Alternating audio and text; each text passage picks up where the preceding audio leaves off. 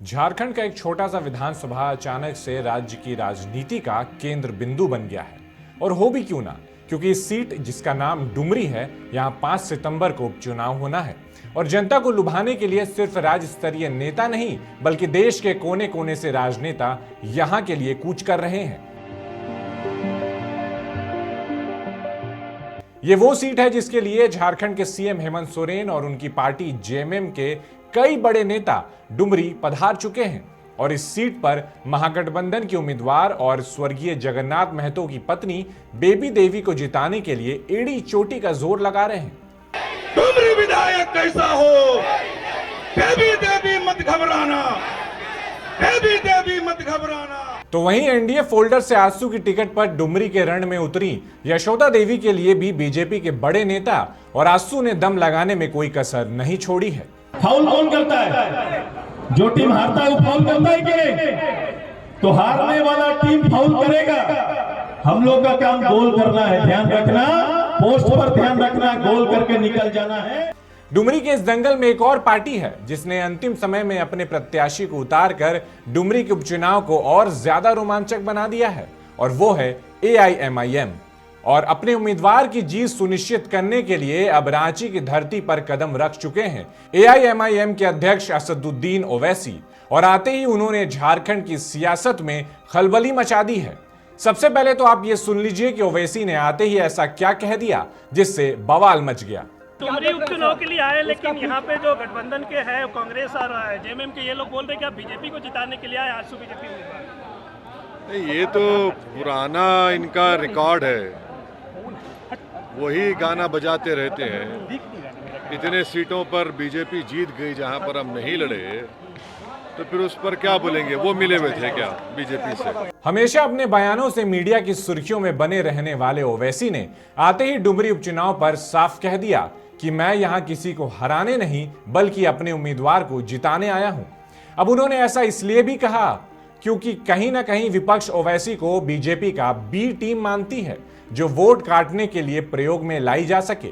हालांकि मीडिया के सहयोगियों ने जब रांची एयरपोर्ट पर ओवैसी से इस सवाल का जवाब मांगा तो उन्होंने ये तक कह दिया कि जेएमएम और कांग्रेस का काम है इस तरह की राजनीति करना।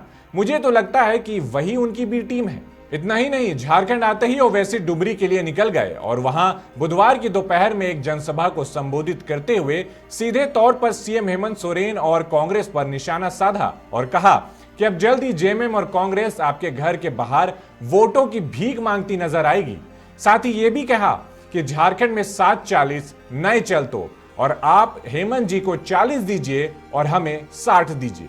मगर हेमंत सोरेन ने ना कारखाना लगाया, ना नौकरी लगाई। अब कह रहे हैं कि 60-40। हेमंत सोरेन 60-40 कह रहे हैं। तो आपने अच्छा नारा लगाया था, क्या कहा? 60-40 नहीं चल तो, 60-40 नहीं चल तो हेमंत सोरेन को 40 दीजिए, 60 हमको देकर इनको कामयाब करिए। आज के बाद जेएमएम और कांग्रेस के लोग आपके घर की अतराफ फिरेंगे, ए बाबा भीख दे देना, एक दे के वोट दे देना।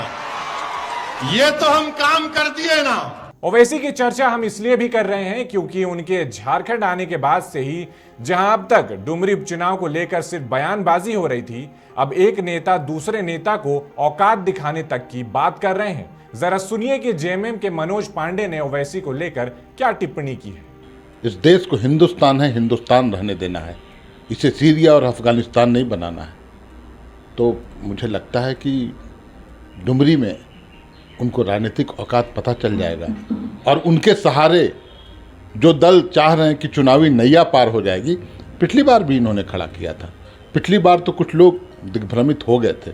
इस बार मुझे लगता है 2000 भी वोट आ जाए तो बहुत है। इनकी बातों से तो लगता है कि महागठबंधन ये मान के चल रही है कि डुमरी में उनकी जीत तय है।